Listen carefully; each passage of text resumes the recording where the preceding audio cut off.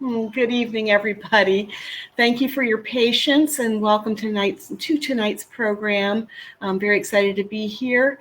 I'm Jennifer LaRue. I'm the Director of Public Programs at the Mark Twain House and Museum, and I'm delighted to see so many people in the audience tonight, both old friends and a lot of new friends. It's going to be an awesome evening. I'm not going to stay on the screen too long, particularly because you all were so patient waiting for us to resolve our tech issues. But I just want to do a little bit of housekeeping. Many of you may be new to Crowdcast, so I want to point out a few features. I don't need to point out the chat. You've already discovered that, and thank you for your active participation there.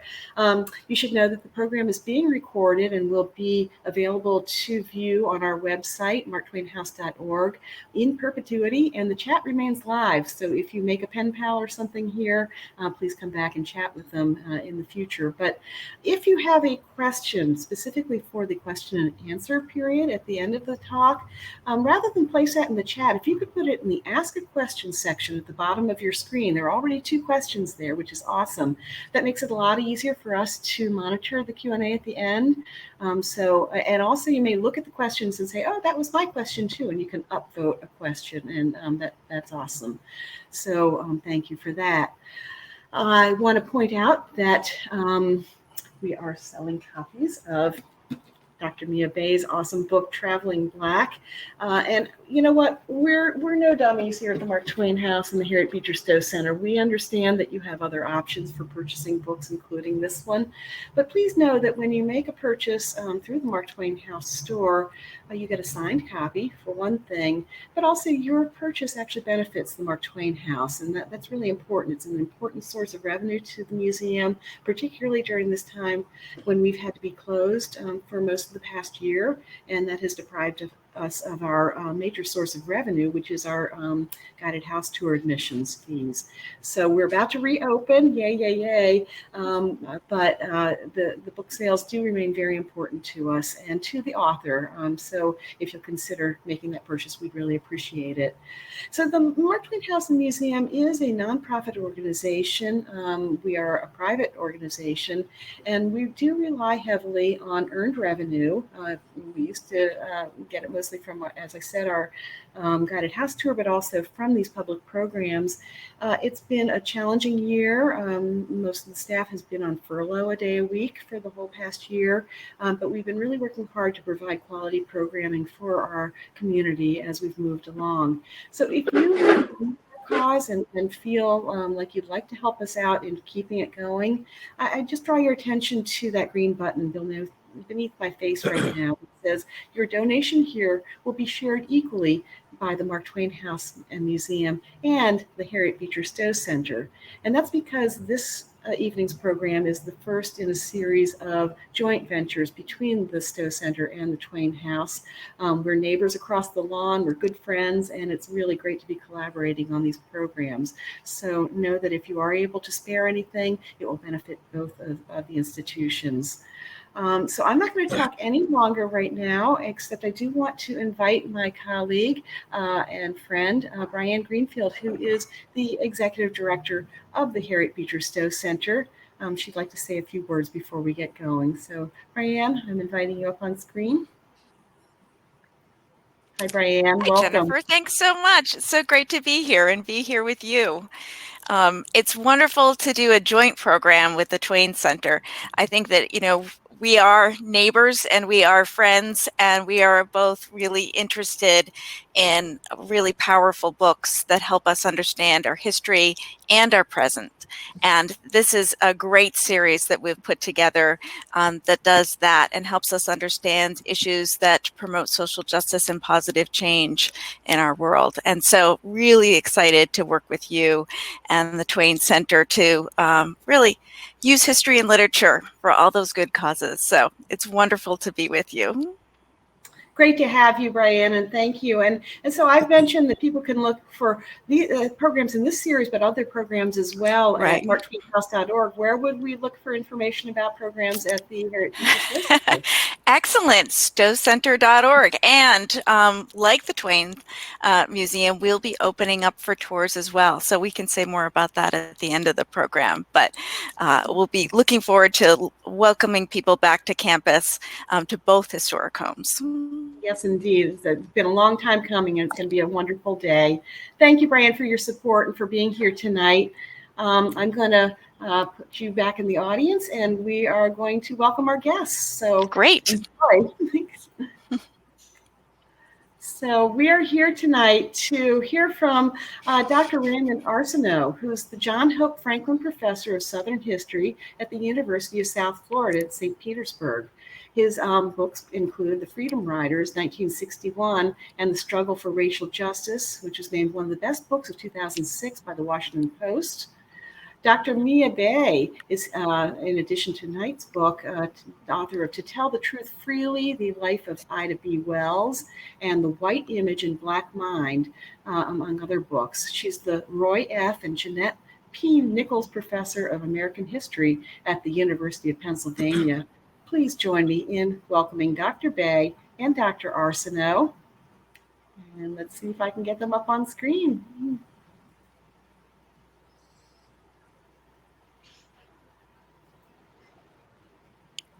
Welcome, Dr. Bay and Dr. Arsenault. So great to have you here with us this evening.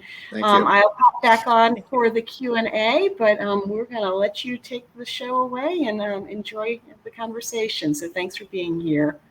Thank you. Yeah, thank you for inviting us, Jennifer. And I want to thank the Mark Twain House and Museum and the Stowe Center for sponsoring this. It's, I think, a wonderful idea. I'm really looking forward to this. I actually read Mia's new book in manuscript, and it was extraordinary then. But now to see it between hardcovers with its beautiful cover, it's even more exciting.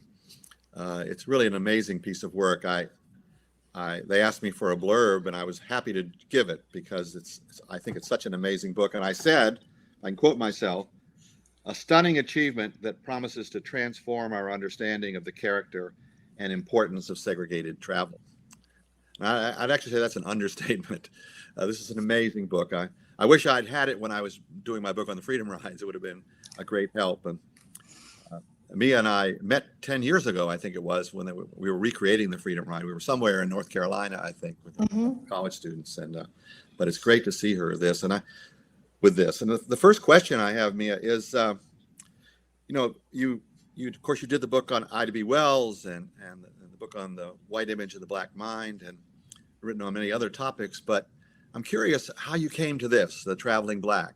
Of all the topics you could have chosen for your next book, this is really, I think, your magnum opus so far, anyway. Maybe there'll be another one. But so what interested you in this particularly? Thank you. First, thank you, Ray. Thank you so much for all your help with the book. Thank you for your support with it. That's a great question. And in many ways, the book came to me. I mean, part of it was Ida B. Wells, whose sort of moment of political awakening was being kicked off what used to be called a ladies' car on a train in Tennessee. This was before Jim Crow segregation was law, but they didn't like to have Black women in the ladies' cars. And she fought it and ultimately lost. And that just made me curious I hadn't thought about segregation taking shape historically. I hadn't really realized there had been ladies' cars before there were colored cars. And I was then curious about what came next. And I began to kind of research it. And also around the same time, we had Hurricane Katrina and all those Black people stuck in the dome in New Orleans, which sort of made me think about the other end of the story. How is it that some people can leave New Orleans and some people can't? So I started out with a pair of essays. One was on female travelers in the Jim Crow South, and the other was on Katrina. Great, thank you. Well, my next question has to do with something I've really wondered about for a long time. There are famous quotations from Ray Stannard Baker and from Gunnar Myrdal of how segregated transportation was perhaps the most resented form of Jim Crow among Black Southerners. And you've got a wonderful quotation on the dust jacket from W.B. Du Bois, where he says there's not in the world a more disgraceful denial of human brotherhood than the Jim Crow car of the Southern United States. So I'm curious, what do you think? Why does this stick out as something that's so gratuitous and so difficult to tolerate? That's one of the central questions that I was sort of exploring and trying to figure out in the book, because you just come across this again and again. And in some ways, I feel like this book found me, because once I started looking for it, everyone complains about it. Everyone talks about it. Everyone's preoccupied by it. And I think that there's a couple of different reasons. One is that it affects everybody. You can't escape it. Like during that time, Blacks who were affluent enough, privileged enough, or lived in enough of a bubble could escape things like certain kinds of segregation. They didn't have to go to theaters or restaurants, or they could establish their own Black establishments. But they could not, and they thought about doing this. They couldn't establish their own railroads, their own airlines. They actually did try to establish their own bus lines. So there was a way in which nothing could fully shield you from segregation in a way that made it a cross-class issue. So that's one element to it. And the other thing is that we sometimes imagine segregation as just being about separation, but it was very sort of ritualistic that facilities for Blacks were like manifestly inferior to those that whites got. And that was particularly humiliating when it came to travel. A lot of the facilities were just awful. And it was also sort of threatening because travel itself is a very kind of uncertain, difficult endeavor in which you are counting on services to supply you with food, places to go to the bathroom. And when some sort of vehicle that will get you from point A to B on the day that you actually plan to travel. And all of those things were put into doubt by travel segregation. People sometimes couldn't get anything to eat. Sometimes they couldn't go to the bathroom, or sometimes they couldn't actually get on a train or a bus. And I mean, these are things that don't hopefully normally happen to us when I travel, but they happen to African-American travelers a lot. And we're sort of agonizing and often kind of scary, because also it involved being kind of a stranger around other people in a system where a lot of the sort of whites they would encounter if they were having these kind of difficulties would not be helpful or sympathetic. So it was very difficult. So I guess part of what you're saying is that that's where African Americans were most vulnerable, away from home, trying to travel. There's always an element of uncertainty, but particularly for Americans with this Jim Crow system. That's fascinating. I'd also like to ask you about the organization of the book. I was struck how straightforward it is, that you have those big chapters where you start with trains, and then you move to cars, and then to buses, and then to planes. And it works very well, I think, very well. It really gives it a nice coherence. But I wonder if how substantive the differences are, would you say? I mean, are these four different worlds, or are they, to what extent do they overlap, and are they similar? Is there anything special about why and how planes, for example, had a kind of Jim Crow aspect to them, and trains, buses, and cars? They do overlap in terms of terms of the time. Each of them sort of gets going at a slightly different time, but at various points, people have a choice between a lot of these options. The organization is something I played with initially. I was actually going to write about buses and cars at the same time. The combustion engine is kind of invented at the same time. There's, so that they take shape at more or less the same time. But they take shape in such different contexts. Buses are a product of sort of municipal regulations, and they sort of are descendants of the streetcar. And I found, as I was trying to juggle, and whereas cars are initially used by like rich people, and I found when I was trying to juggle them, they weren't actually the same story. So I split out those stories, planes, I sort of researched by itself because I just had no idea whether I could do anything with it. So it sort of emerged organically from the research, but it also relates nicely, I think, to the way that African Americans thought about them. They thought about, sometimes people sort of can talk about just one, but they actually thought about these things as alternative options. And they did have, many African Americans had opinions about what was worse.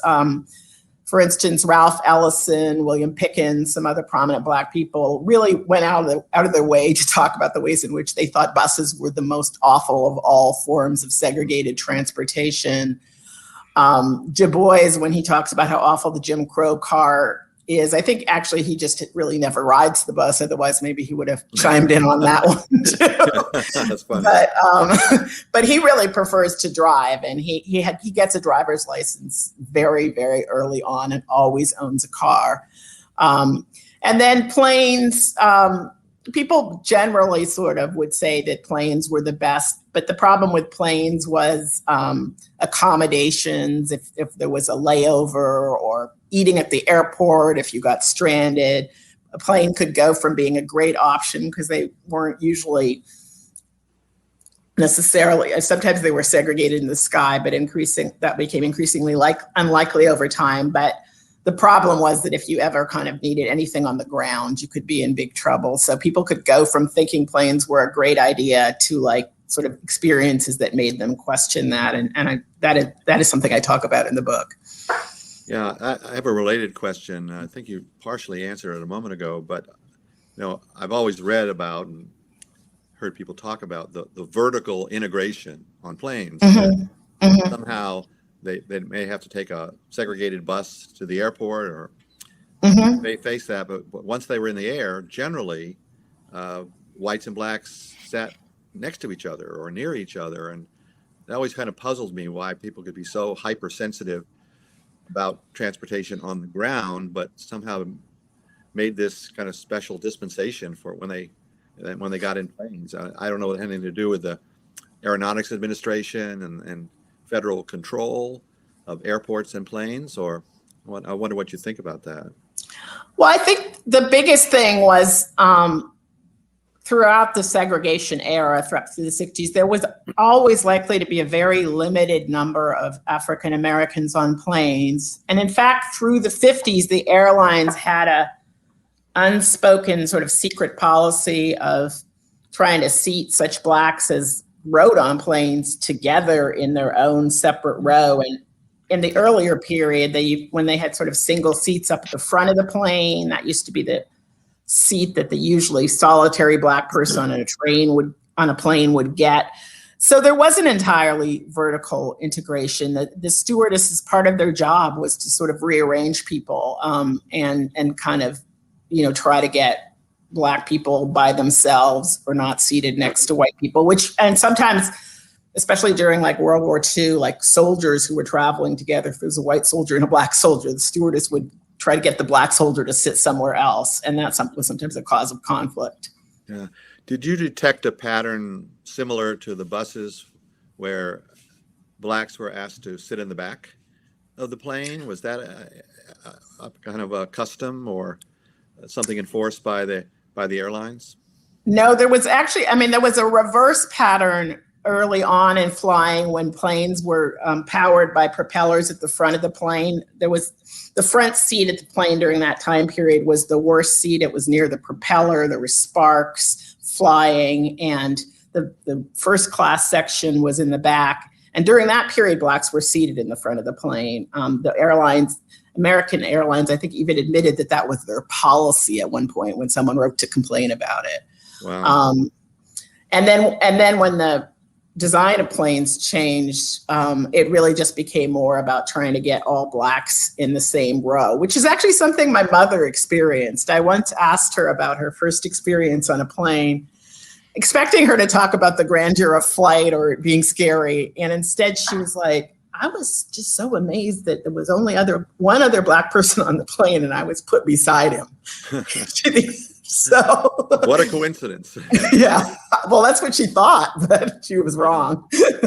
Well, that's fascinating because, of course, today, particularly if you fly in smaller planes, Mm-hmm. Small jets, it's always kind of worse to be in the back. The fishtailing of in the wind because of climate change is worse, and it's generally people try to avoid the back of the plane. But you're saying with propeller planes, it was just the opposite, really. In some ways, like having the Jim Crow car on trains, close to the coal car in the front.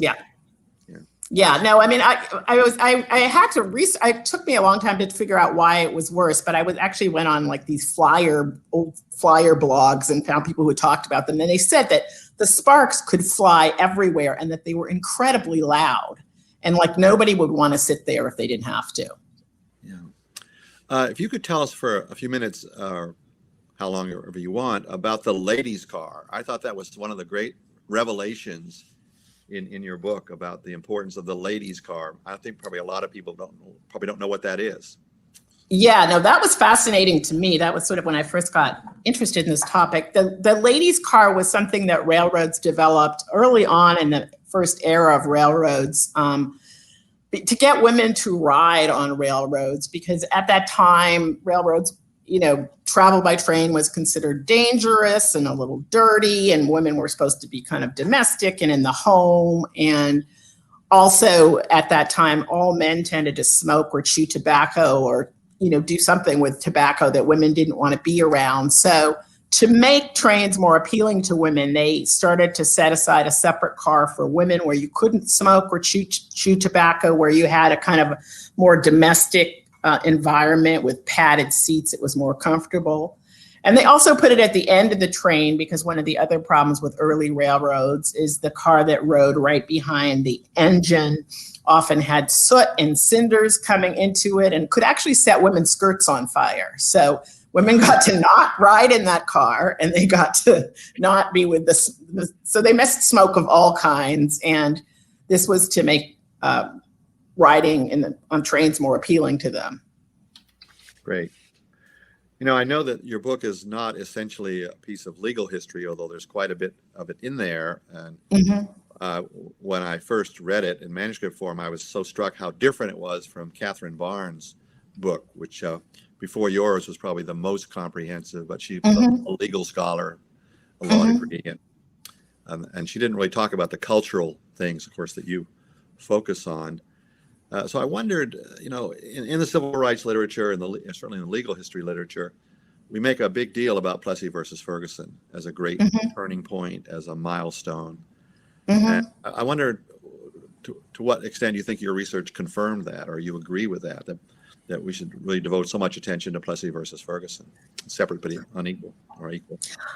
I mean, that was a question I wrestled with for a long time, partially just because it's so. And it's so, I mean, the cases are so complicated, but I do think it is probably more important to lawyers and the legal system than it was to people on the ground.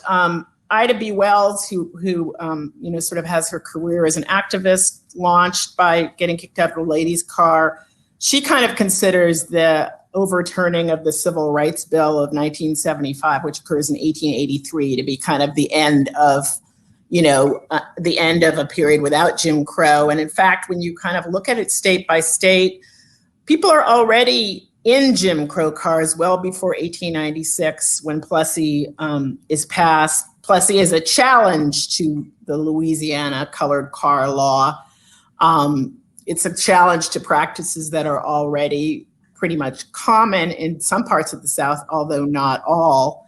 And then there's other places where segregation becomes kind of cast iron later. So I think in terms of how segregation unfolds in the South and people's experience on the ground, Plessy is not as important as it would become to us retrospectively. And perhaps it becomes that way because it's actually so important to so many other types of segregation, including the segregation of schools.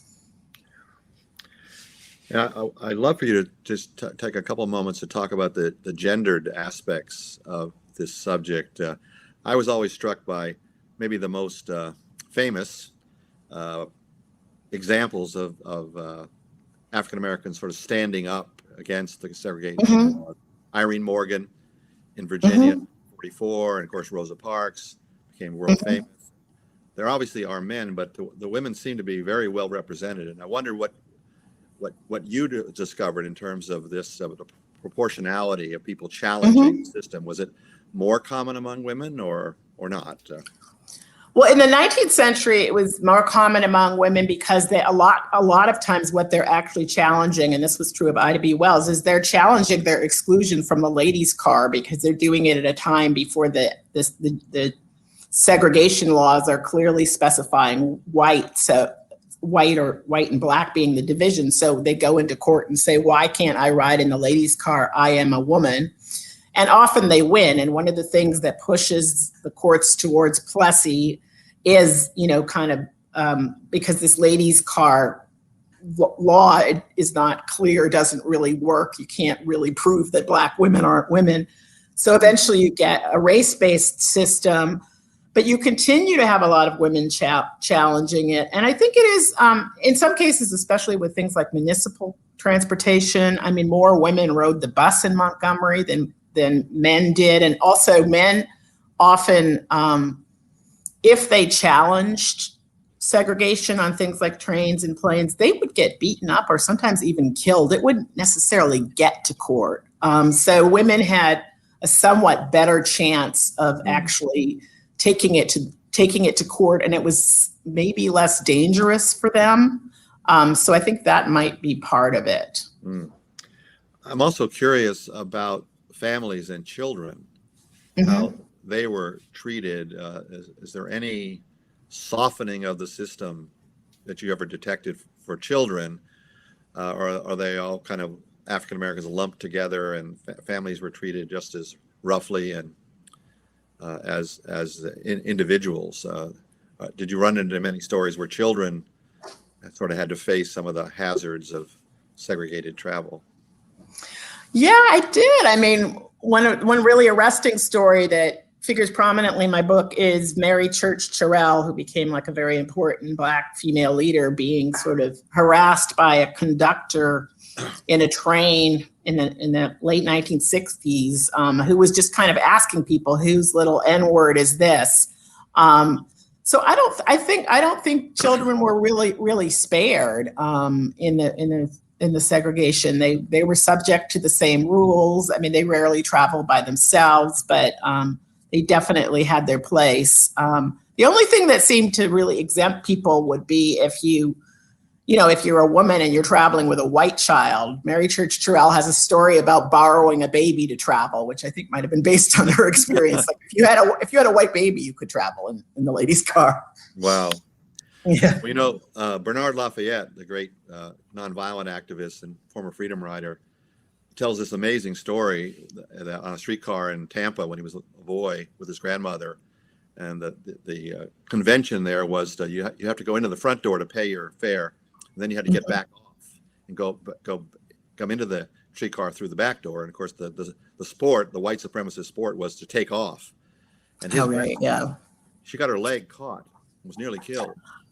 He was I think 7 years old, and he often says that his motivation for being in the movement his entire life was to make sure that those kind of things someday would never happen, that it really imprinted on him. And I'm sure probably others had similar stories. What about age? Was there any softer treatment for elderly African Americans? Was there any kind of respect given, some allowances taken, or was it just a kind of tough-minded, one-size-fits-all for African Americans?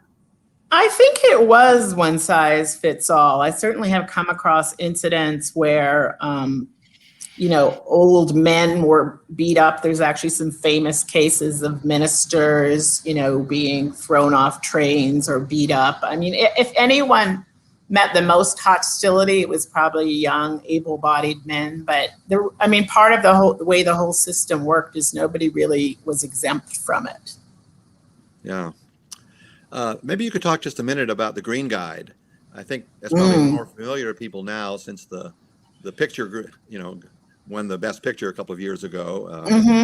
But I thought that was a fascinating part of the book, and maybe you could say a little bit about that. Yeah, no, it's been great to see people learn a little bit more about the Green Book, and but I feel like we were, what people know is only the tip of the iceberg, in the sense that the Green Book is not the first guide for African Americans about where to go. They go back to the 30s and probably informally even earlier. There's something that sort of developed among people like musicians and entertainers who would sometimes pass around lists of here's where you can go. And then they are something that people began to actually publish.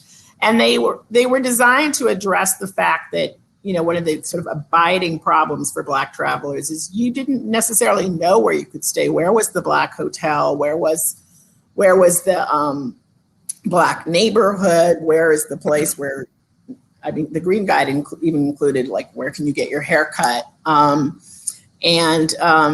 So this information was published by various people, starting with a guide called Hackley and Harrison that was published during the Depression, but then went out of business partially because of the Depression. So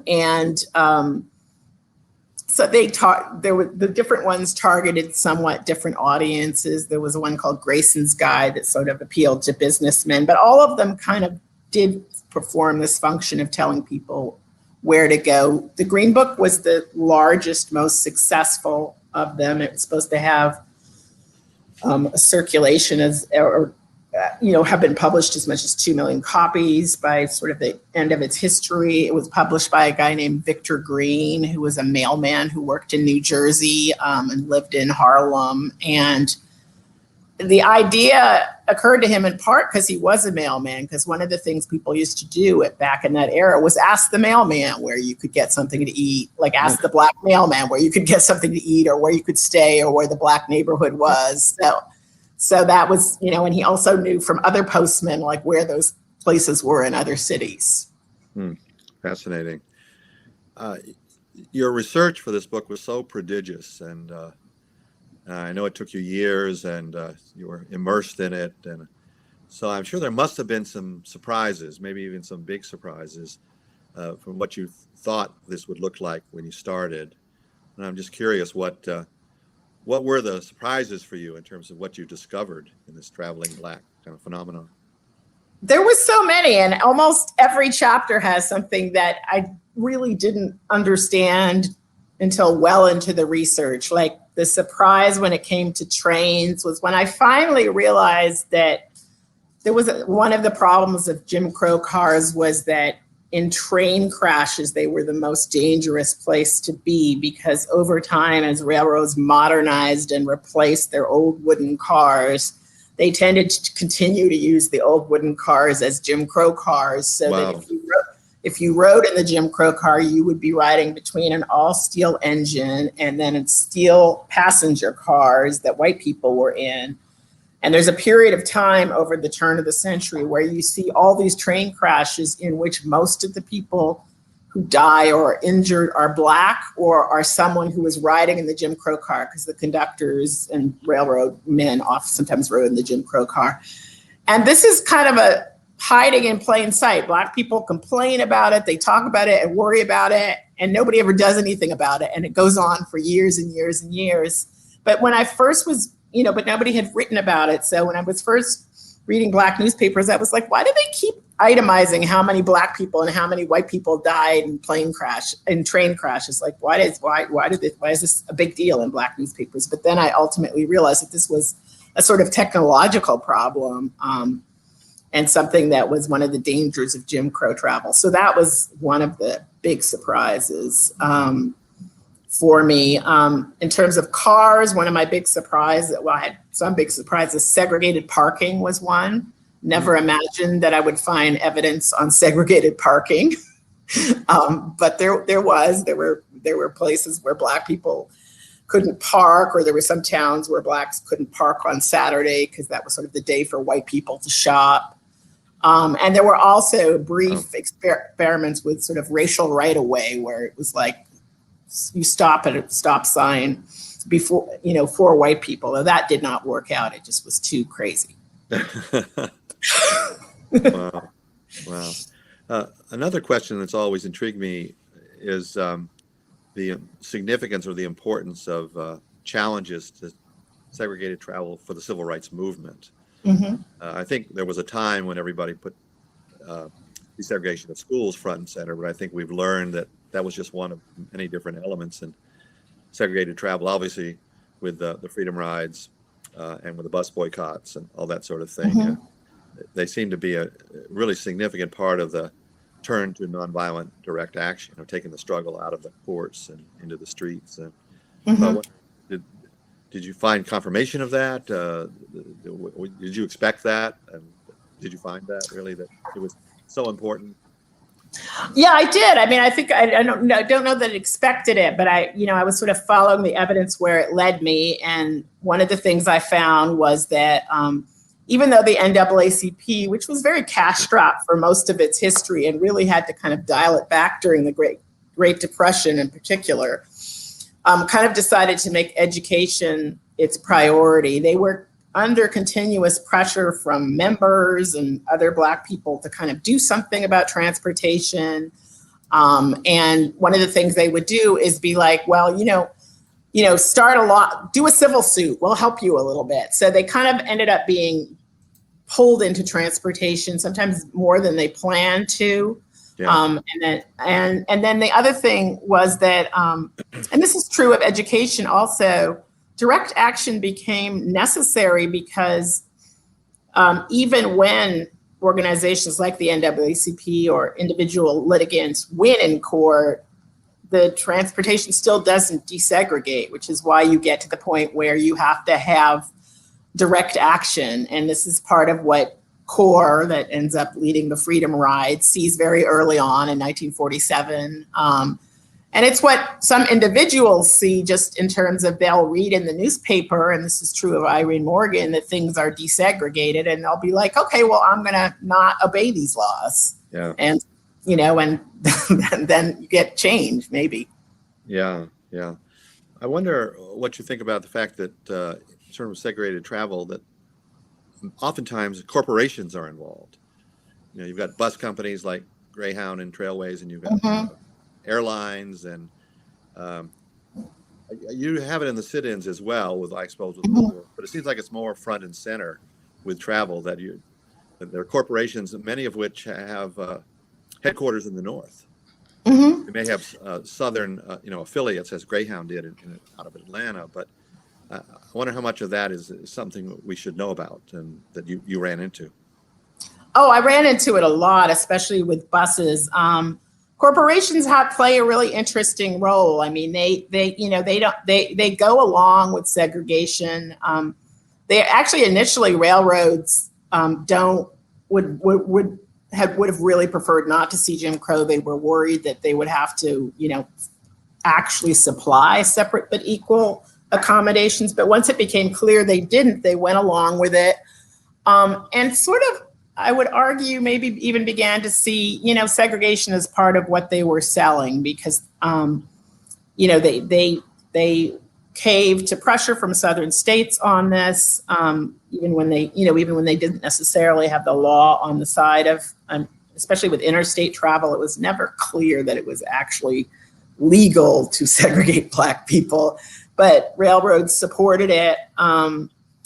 Until the pressure began to sort of trend the other direction. And then, as you know from this sort of your work on the Freedom Rides, eventually a lot of national companies, from railroads to like Woolworths, were like, maybe, if we have to, if we're gonna be boycotted in the North, or we're gonna get sort of general bad reputation, maybe we'll sort of go along with desegregation. But there is a kind of retail racism in this story, where you see that part of what some of these corporations are selling is actually segregation. One of the pictures in the book is a picture from a Gulf station where they're actually advertising segregated restrooms on the road. Well, let me ask you one last question, and then we can turn it over to the audience. I'm sure they have many questions that they'd like to ask you. In your epilogue, you give some tantalizing suggestions that this problem is not totally behind us, that traveling Black is still something that African Americans have to deal with. I wonder if you could just say a bit about that. Yes, I mean, by the time I got to the end of the book, I desperately wanted it to end, in the 60s, but I just couldn't not acknowledge, especially in this era of Black Lives Matter and traffic stops, I had to kind of acknowledge the ways in which some of the great victories of the Black freedom struggle in transportation were sort of Pyrrhic victories, because in this sort of post-segregation era where we have buses and trains are no longer segregated, we also don't really have great bus or train systems anymore. There used to be like 1 million different railroads crisscrossing every town in the country. Now we only have Amtrak. We have a limited number of lines, routes.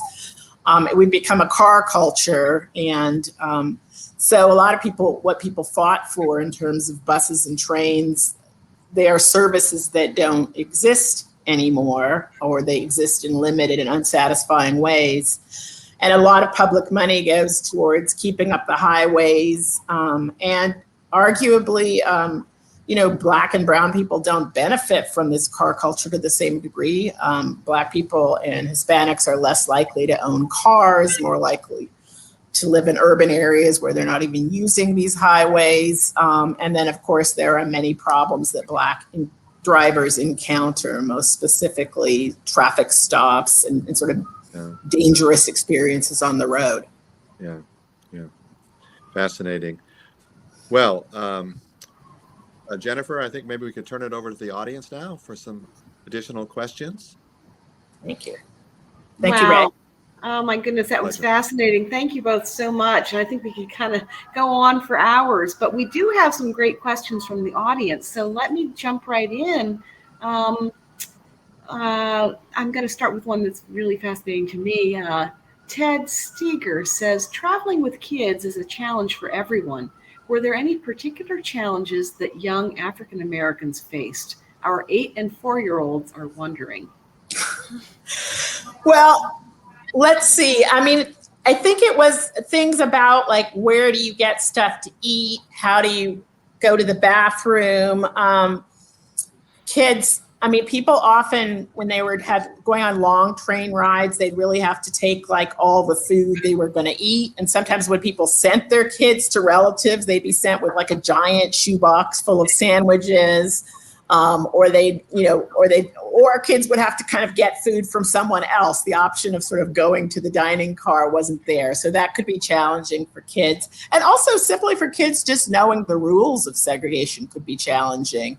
You had to know which bathroom to use and what was allowed and what wasn't allowed. And often people knew that at home, but once they left home, they didn't know the rules. So for instance, if a child who lives in the North is traveling south, their parent is going to have to tell them about Jim Crow and the white and the colored signs and the dangers if you don't obey the rules. Oh my goodness. Jennifer, I can just interject in the interest of transparency. Ted Steger is my nephew, but I didn't put him up to that question. Okay. Thank you for clarifying. We appreciate your transparency, but it was a good question.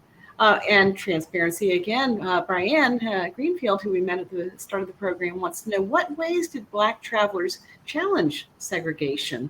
And a couple of other of our audience members have asked to hear that answer as well. So many different ways. There are a lot of people challenged it in the courts, and a lot of people or explored challenging it in the courts. The NAACP got a lot of letters saying, this happened to me, what can I do about it? People also challenged it in person. They refused. It was, sort of Rosa Parks is hardly the first person who didn't agree to give up her seat. There were lots of people who sort of refused to move and had to be thrown off various conveyances, though this could be a very dangerous form of challenging. Let's see what other forms of challenging. And then, of course, people organized ways of challenging it, like the Freedom Rides, where you had bus riders travel in interracial groups to challenge travel segregation. You had sit-ins in bus station restaurants. So it was just almost any conceivable way you could challenge it, people challenged it. And I'm just curious, as a follow-up, I guess it never happened that white people would rally to the cause and say, wait a second, on the spot, let this person sit where they want to sit, or was that just completely unheard of? No, that wasn't completely unheard of. It became much more common over time. It started to become kind of common around the Second World War era, when you have a sort of shift in race relations, and you also have a lot of people sort of outside their normal area, like northern white soldiers who were traveling with black soldiers, often didn't like the idea that the black soldiers, couldn't travel alongside them or couldn't use certain facilities. In fact, in wartime generally, there was some whites really thought that, soldiers should be allowed, accommodations on an equal basis. And by the Second World War period, you have whites questioning segregation. And during the early years when things are first being segregated, not all whites actually necessarily see it as necessary or support it. It's something that comes in on the winds of various political shifts in the late 19th century. And some whites, think it's inconvenient because, one thing about the colored car and the white car is if the numbers aren't right, sometimes there are no seats in the white car and lots of seats in the colored car. And they're like, I just want to get where I'm going. So, whites sometimes challenged it, but whites were also allowed to ride in the colored car if they wanted to. So they didn't have the same incentive to challenge it because they could all, they had a space usually. Well, that's so interesting. Thank you. And following up on the train situation, our friend Mickey Pfeffer wants to know, did you look into how much responsibility conductors had for deciding who was acceptable and or legal to sit where? They had enormous amounts of responsibility. In many states, they were actually sort of delegated as policemen to make these decisions and kick people off the train. And it was very challenging because they had to look at people who were sort of racially ambiguous and decide whether they were white or black or possibly Hispanic or Native American. And they had to then decide like what these people who are not white or black could or could not do. And sometimes they were wrong. Like sometimes they got sued because they kicked white women into the colored car. White women sometimes actually sued and won on that basis. Or sometimes they hesitated to kick light-skinned black women out of the colored car for fear that they might be in trouble. So it was a difficult job, but it was very much their responsibility. Wow. And do you know, I'll just follow up, was there training or were they just left to their own devices? There was no training that I could tell. And I've seen a whole bunch of times that sometimes what they would do is they'd ask some random black person whether a person was black or not. And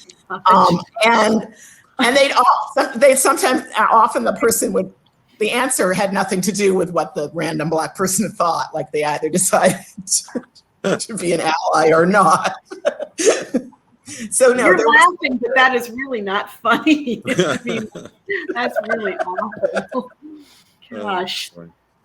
Anissa Johnson wants to know, in your research, what method of transportation turned out to be safest historically for Black travelers? I would say definitely planes.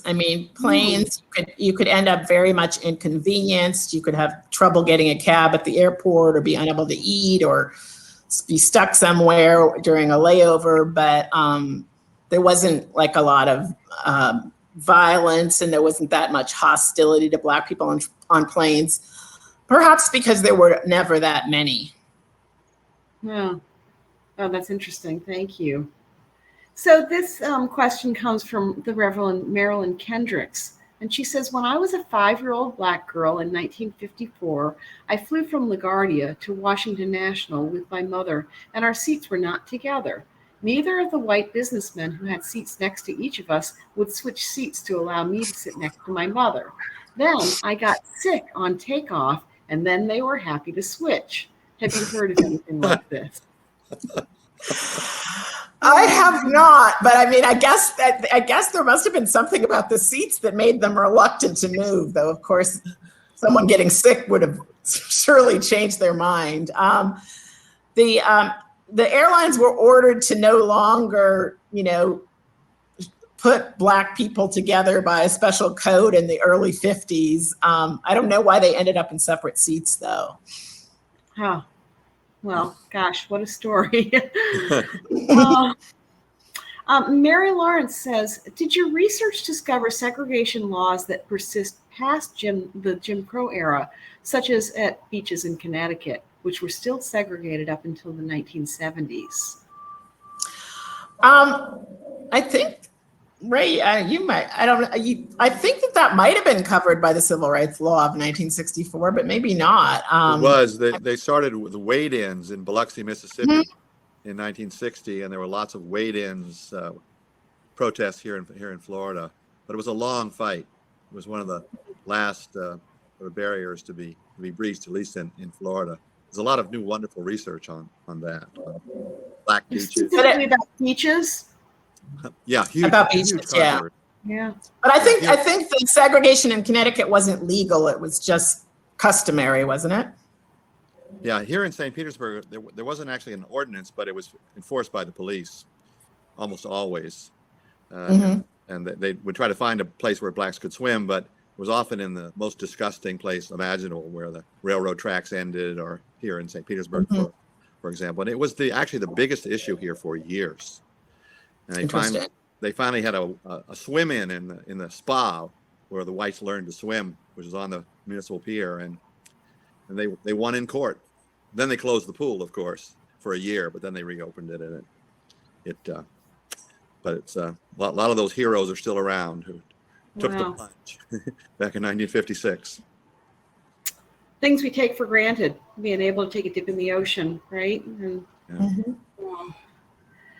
just a couple more. Are you willing to stick around for two more questions? Sure.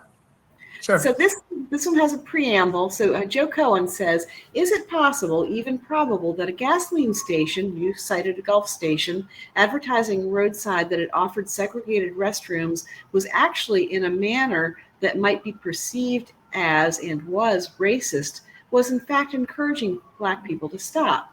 The reality being many gasoline stations in the South would not let a Black man or woman use the only not colored restrooms. Thus, the segregated was a racist but de facto plus, better than going behind the station or in the woods. So like a kind of veiled invitation, like we'll accommodate you.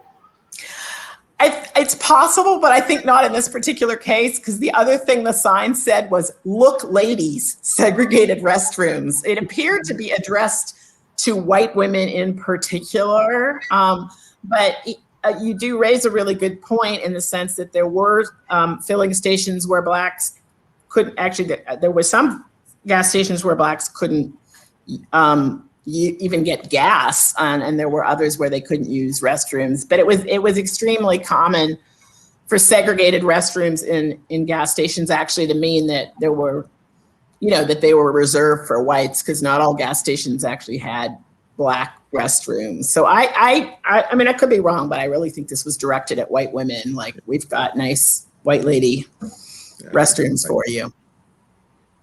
So it wasn't a marketing tool to well, it was a marketing tool for white women. It was like, this is who they were marketing it to. Yeah. Right. Oh, fascinating. So one more question, and I think a number of people want to hear the answer to this. What would you want Black Lives Matter activists today to take away from the history of transportation segregation? Oh, that's a really good question, and really a hard one. I mean, I think,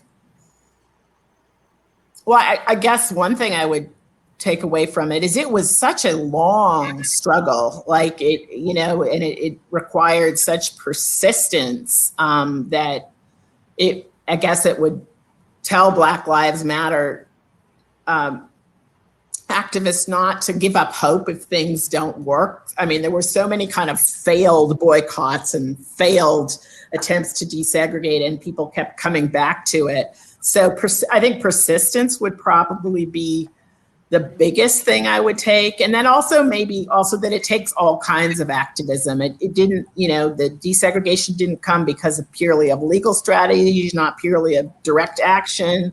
It was a combination of many different forms of resistance, from legal strategies to direct action, to boycotts. And, I think that all these things succeeded because people did more than one kind of thing. So that, I think, would be another important lesson. Dr. Arsenault, do you have anything to add to that? No, I don't think so. I think it's a great answer. It's a very tough question to end on. I would say that before we go tonight, I feel remiss if I didn't mention my maternal grandmother, who was 4'11", fancied herself as the last of the abolitionists. And when we lived in Pensacola, Florida in 1956, and I was 8 years old, I would go with her in the mornings downtown on the bus, and she would always insist on sitting in the back. And we were the only whites in the back. And wow. of course, I had no idea what was going on, even though the Montgomery bus boycott was going on at the time. And of course, later I was proud of her for that. But I had no idea why we were being stared at in the back of the bus. But that's a wonderful memory that I have. Beginning of my consciousness, I guess. Yeah. Direct line to writing about the freedom rides, right? Yeah, that's right. What a wonderful evening. I have to thank you both so much. And I'm going to bring Brianne back up to thank you. But before I do that, if you did not want to purchase and read Traveling Black before this program, I can't imagine that you do not want to do that now. So please follow the link in our chat and support us and Dr. Bay in purchasing that. Thank you. There you go. Thank you, Dr. Arsenault. And I'm going to bring Brianne back up because I think we both want to thank you together. And I also want to thank the audience again for patience and forbearance as we got started this evening. We're a little bit delayed, but we're so glad you're here. Hi, Brianne. Hi, I'm glad to be able to come back for a second just to say thank you as well, Dr. Bay and Dr. Arsenault. That was really a wonderful conversation and absolutely inspiring to read the book too and learn more. So thank you so much. And so I think Brianne and I are united, and Peter Bruce, our director, and the entire staff and boards of both institutions invite you both to come see us in Hartford as soon as it's safe to do so, and give you the grand tour and of both of our museums, and would really look forward to seeing you both here. So let's make that a date when we can. Thank you. Yes. Thank you. And think about your transportation methods, I guess, as you get there. Oh, we're beyond that, aren't we, Brian? Yes. No. And thank you thanks so much. Yeah, thanks Thank to our you. audience, and we look forward to sharing additional programs that we do in concert together, Twain and Stowe together. Thanks so much. Yeah. Yeah. Thank you. you. Good night, everybody. Congratulations, Thank you Mia. for your great questions. Thank you, Ray. Great to see you. Same here.